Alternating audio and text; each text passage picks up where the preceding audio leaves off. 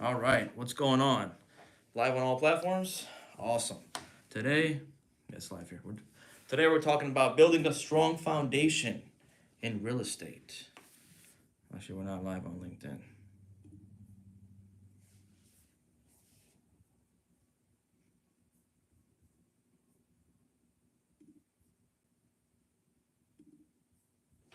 All right, we're finally live on all platforms. So today we're going to talk about building a strong foundation, right? Because building a strong foundation is everything in this business, okay? So there's three steps to this. So if you guys want to grab a pen and paper, I do recommend grabbing a pen and paper because this is going to help you out a lot, right?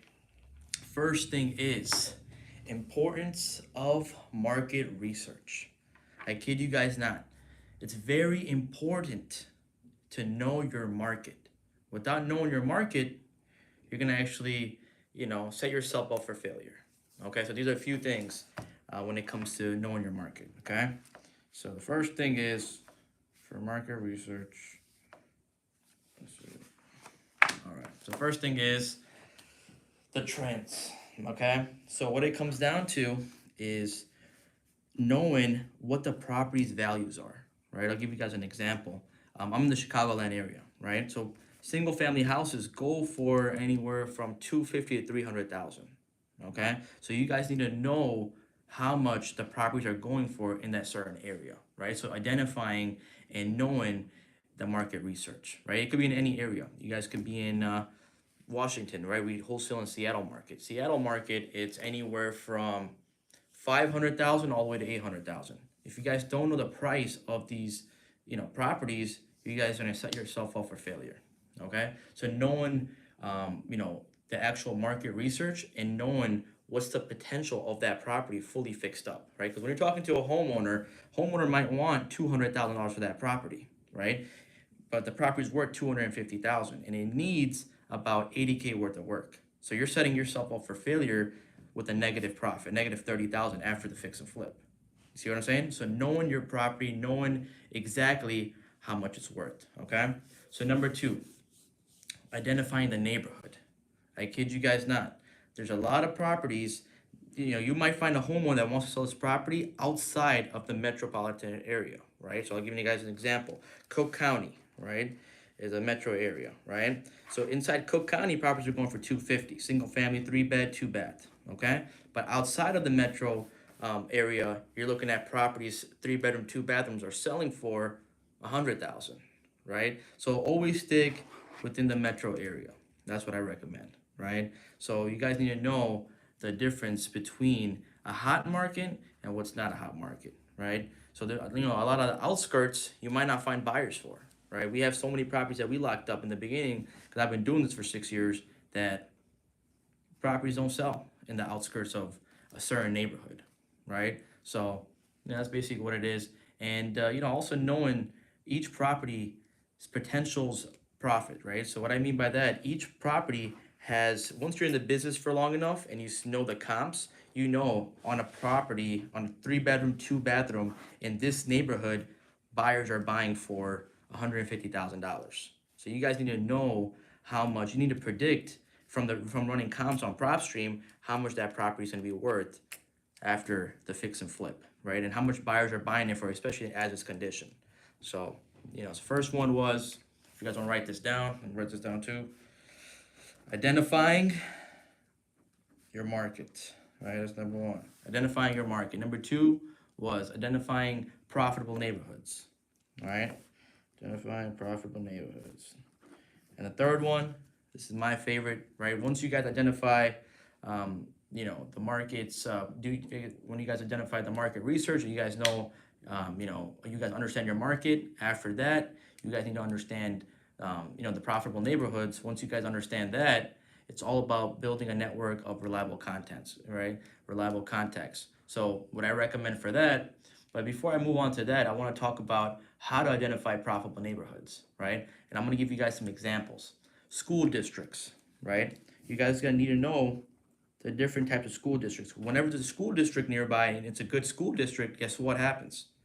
It's worth more money, right? I'll give you guys, I live in Skokie, right? Skokie, Niles North High School, it's rated pretty, it's a pretty good neighborhood, right? It's a good school. A lot of good SAT scores and all that good stuff. Okay, so people, it's a desirable area. It's right next to the mall, right? Old Orchard Mall. So school districts are huge when you're talking to a homeowner that wants to sell and buy, right? Second thing is like amenities around the neighbor, around the area. You might have gyms and all that good stuff. You gotta look at all that stuff too, right? See the reviews, how much they're going for. Um, I'm gonna give you guys a live example. There was this one property in North Carolina, right? I had a property in North Carolina, and it was right next to the factory. It was right next to, okay, this one. So I had a property in North Carolina. It was right next to the new Amazon factory they were building, right? So a lot of people didn't know this. We did our market research. We know exactly how much property they're selling for, and we know once Amazon comes, we're gonna get top dollar, top dollar for this property. So guess what we did? We bought a list there, started a campaign, and those properties were selling for 220 at that time. But soon as we knew, once Amazon comes, guess what happens?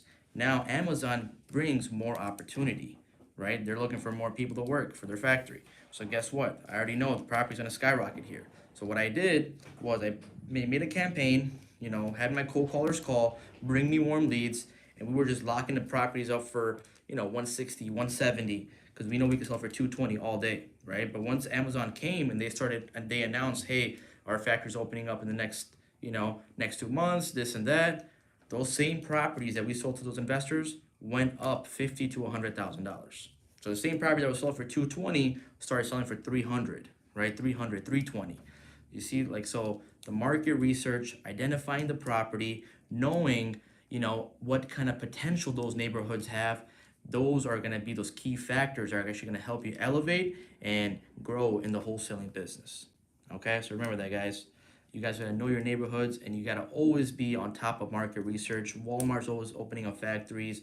Amazon's opening up factories. There's new businesses starting up, especially Ohio's hot right now. A lot of businesses are moving there because of the tax benefit, because of there's so much stuff going on there, right? A lot of expansion. So Ohio's a great market to be in.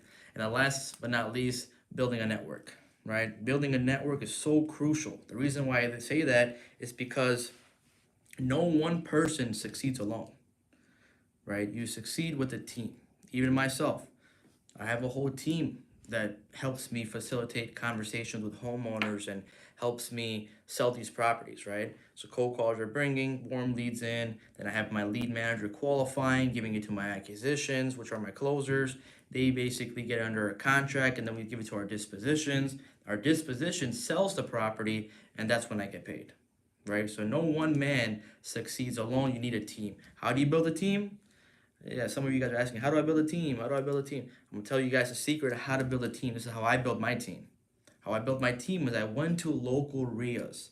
I started networking with other investors. I started talking to other realtors, investors, people that buy in the area, right? Because these guys are buying certain properties that I could provide them, right? So every single one of you that want to get into real estate wholesaling, go network with people. It's called reverse wholesaling. Not a lot of people teach this, right? So what reverse wholesaling is, especially when you're in the new stages, what you need to do is you need to talk to the buyers first, see what their criteria is, see what they want. Once you know what they want, guess what you do? You get the property under a contract. I mean, when you talk to them, they're like, hey, we want a 3 bedroom, 2 bathroom in this specific name, Burr Ridge, right? I'm looking for single family house, or I'm looking for a duplex in the South Shore, whatever the case may be. Okay, I'm looking for a duplex. That's a 2 unit, right, in the South Shore area, and it has to be vacant, because I want to fix it and flip it, and I want to, turn it into a rental, right? You want to do Section 8. So now you already know their criteria. Guess what you're gonna do? You already know their criteria. Then you're gonna pull that list that they want.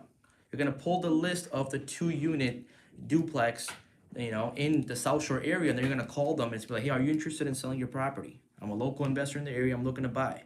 And then once you get that under a contract, you already have a buyer. So it's called reverse wholesaling, right?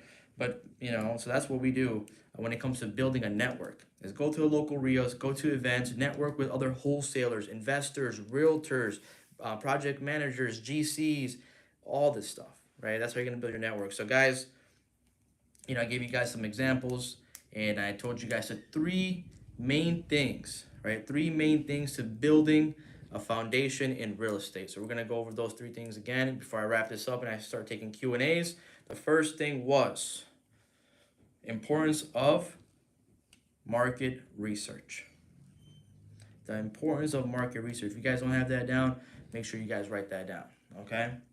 Which was understanding the market, the trends, the property value, and the potential of the growth of that certain neighborhood. So make sure you guys write that down, right? That's the first thing you guys gotta do.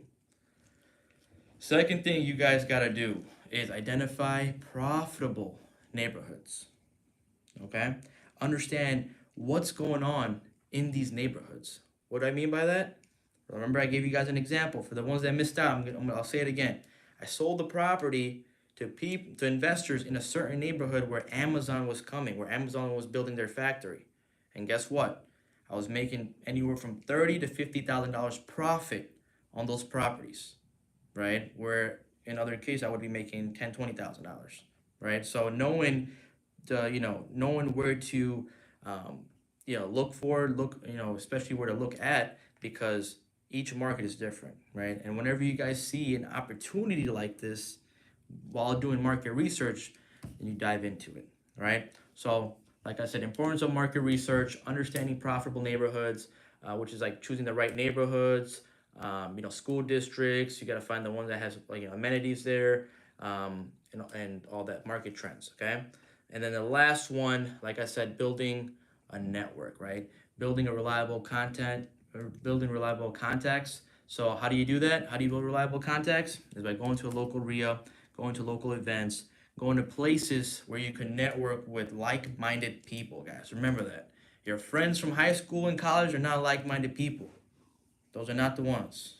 To find like-minded people, your family might not be like-minded. Your parents might be like, hey, no, go get a 9 to 5, go do this, go do that. They're not like-minded, right? If you really want to take this to the next level, if you guys really want to make a difference in this business, you need to talk to people that are actually doing this, right? You're not going to learn real estate from people that don't do real estate. You see what I'm saying? Like, you're not going to learn how to cook from someone that's not a chef, that doesn't know how to cook, never cooked in his life. How you going to cook? How you going to understand that stuff, right? Or you're not going to learn how to repair a car from someone that doesn't know how to repair a car. They're going to be, oh, it's hard, don't do it. So if you want to learn real estate wholesaling and how to do real estate investing and how to build houses and how to make money in this business, you need to network with like-minded people that are doing what you want to do, which is real estate or anything that you want to do, right? If you guys want to do real estate, make sure you go to a local RIA. Make sure you guys go to your local events. Make sure you guys are networking with realtors. Make sure you guys are networking with GCs, lawyers, contractors, all that good stuff. Okay, so these are 3 main fundamentals to build the foundation in real estate. So that wraps that up, guys. I hope this helped you guys, and if you guys did like this, make sure to join me every single week. I'll be dropping gems for you guys, especially when it comes to real estate, because I've been doing this for 6 years and I made a substantial amount of money in this business, and I want to help you guys do the same thing. And I'm telling you guys one thing before I leave, before I take Q&As, you only make money in this business if you're consistent.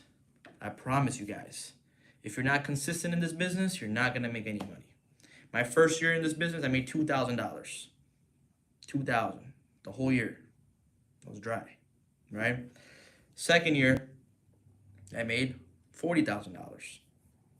Which you're like $2,000 a whole year. Yes, I was doing delivering pizza and making calls on my free time, and that's how I made $2,000, right? Closing one deal, my first deal. My second year, I made a little bit more money, made $40,000. My third year, I made 6 figures. I made $100,000, over $100,000. My fourth year, I made $400,000, and then my fifth year, I made my first $1 million. And then now 6th year, we're hitting like close to 3 million. But what I'm trying to say is it's all about consistency, okay? If you're not consistent, don't expect to make money in this business. So I'm gonna leave it at that, guys. Let's start taking Q&As. So let's do Q&As first. Let's do it on, let's see. Faith, why don't you tell me if anybody got questions? If you guys have questions, make sure you drop it so my director / cameraman could read it out loud and I could answer those questions.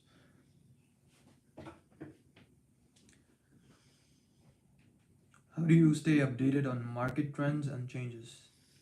How do I stay updated on market trends and Yeah. stay updated? Mhm. Okay, guys. So the question came in: how do I stay updated on market trends, and how do I stay updated on this stuff? So what I do, like I said, it's all about market research, right? That's how I stay updated. In any industry that I even get into, I always do market research. That's the first thing, right? And how do you do market research? What you do is, suppose you want to do market research in, it's real estate, right? If you guys want to do market research in real estate, especially like, hey, I want to get into real estate, I don't know where to start. What you do is you go on Google and you see what are the amounts of houses that are selling in the US. You know what's going to happen? It's going to tell you top 10 states that are booming right now. Okay? And then you pick one of those states and you dive into it after you're doing your market research. And then if it makes sense, you dive in. Can you tell us about your faith and you not taking in debts and interest? That's so interesting. Okay. Repeat that question again. Can you tell us more about your faith? Okay, and then? And then it's interesting that you don't take any debts and interest. Gotcha. Yeah, guys. So if you guys are interested in not taking debt, I can't really take debt because it's against my religion. The reason why it's against my religion is, you know, in my religion it's forbidden. You can't really take interest, right? Where you can't take loans. You can't buy things that you don't have the money for, right? They say you only buy what you could afford. Don't over leverage yourself, right? So I'll give you guys an example. I don't buy properties with debt. I don't go to the bank, take a loan, and go buy a $300,000 house with a 3% down. I don't do that stuff. I buy properties cash, right? Because this is what happens. If you buy stuff on debt, right, and you have a tenant in there and you're doing cash flow, you're making cash flow from it. If that tenant stops paying, you're held liable for that mortgage payment. If anything goes wrong with that, it messes up a lot of your financial situation. And I know so many people that do fix and flips with debt, and guess what happens? When the flip goes sideways, they lose everything.